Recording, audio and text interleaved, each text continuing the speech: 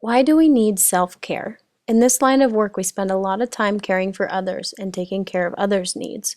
Sometimes we need to focus on ourselves and our own needs. Compassion for others begins with kindness for ourselves. This quote from Sigmund Freud, one of the most notable psychologists in the world, touches on the importance of taking care of one's self.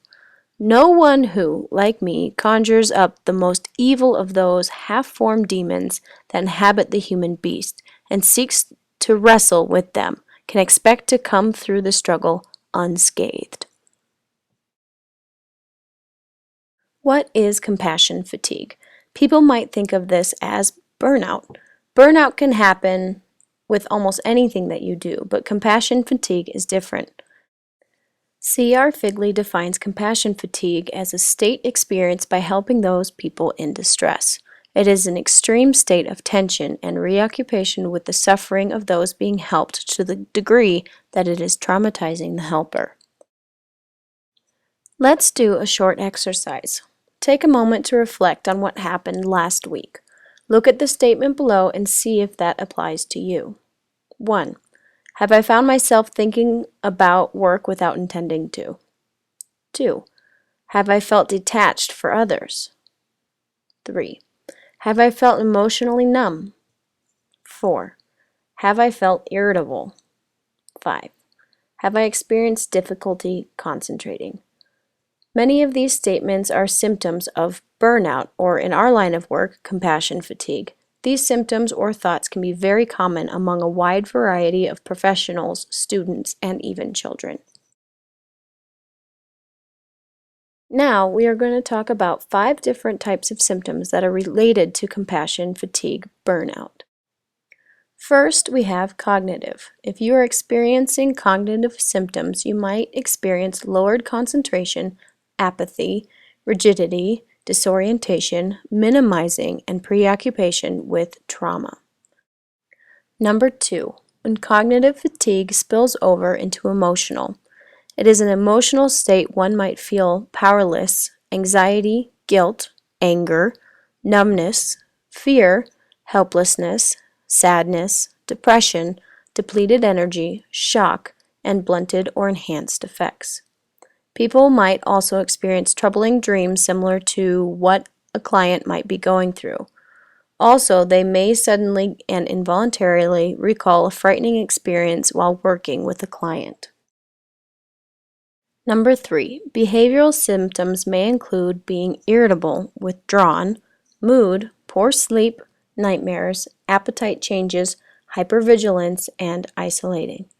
These symptoms might be easier to notice than others. Number 4, spiritual fatigue can be similar to emotional fatigue. It may include questioning life's meaning, pervasive hopelessness, loss of purpose, questioning religious beliefs, and possible loss of faith and or being very skeptical.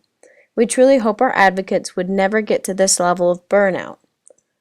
Number 5, somatic symptoms are the last on our list and related to the physical response to your emotional state. Symptoms include sweating, rapid heartbeat, breathing difficulty, aches and pains, dizziness, impaired immune system, headaches, difficulty falling asleep. Those who have experienced compassion fatigue describe it as being sucked into a vortex that slowly pulls them downward. They have no idea how to stop the downward spiral, so they work harder and continue to give others until they're completely tapped out. Compassion fatigue is caused by empathy. It is the natural consequence of stress resulting from caring for and helping traumatized or suffering people. Compassion fatigue is often triggered by a few different things. Believing that actions would not make a difference or never seem to be enough. Experiencing problems with the system such as frustrations with legal system, law enforcement, injustice, and etc. If you are experiencing personal issues, such as inexperience or inadequate energy, or sometimes an advocate might identify too much with the client or caller, and this might trigger an emotional reaction. Studies confirm that caregivers play host to a high level of compassion fatigue. Day in, day out, workers struggle to function in caregiving environments that constantly present heart-wrenching emotional challenges. Affecting positive change in society, a mission so vital to those passionate about caring for others, is perceived as elusive, if not impossible. This painful reality, coupled with the first-hand knowledge of society's flagrant disregard for the safety and well-being of the feeble and frail, takes its toll on everyone from full-time employees to part-time volunteers. Eventually, negative attitudes prevail. So how do we diffuse compassion fatigue? Being aware of the situation. Knowing what compassion fatigue is and how it can affect you is very important. If you know what you might be feeling and what you might be suffering from, this will help you avoid it or allow you to treat compassion fatigue as soon as possible. Acknowledging that you are experiencing compassion fatigue will also help you combat the symptoms to the best of your ability. Knowing that you might be suffering from compassion fatigue will allow you to assess what the balance is between proximity and vulnerability. The last step we take to prevent compassion fatigue is our knowledge of self-care methods that we will introduce to you in the following slides. Sometimes you just need to forget the world and what is happening in it and take care of yourself.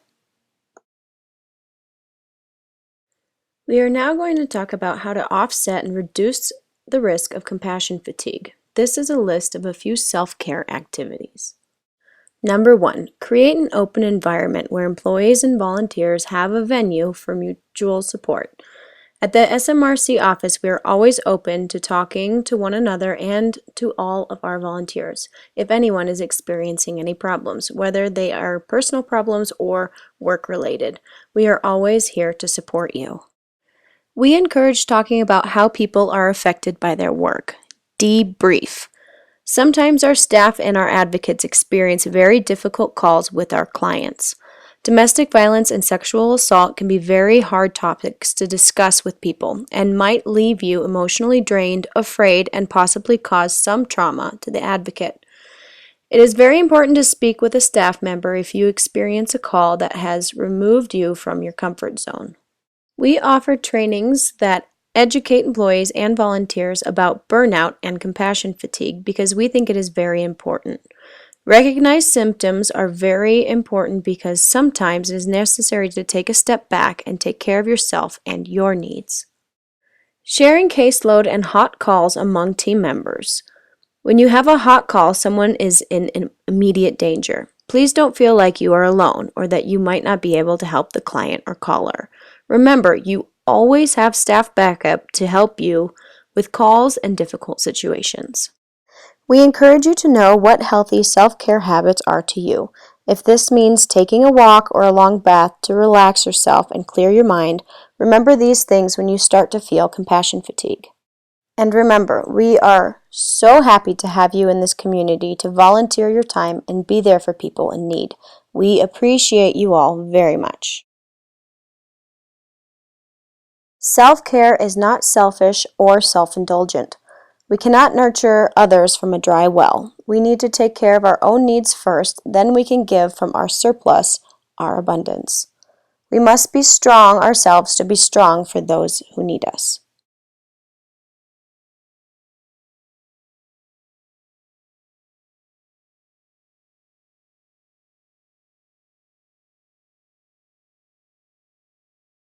So what resources do you have as a victim's advocate? Number 1, SMRC staff. We are always here to help you. Number 2, friend and family. Number 3, nature. Get outside and explore. It might make you feel better. Number 4, media. Number 5, spirituality. Number 6, creativity. And number 7, sleep. Sleep is very, very important to recovery. If you'd like to learn more about compassion fatigue and self-care, please take down the links below to visit other websites. What is your self-care plan? Please take a few minutes to write down examples for each category that help you combat compassion fatigue and what you can do to take care of yourself when times get rough.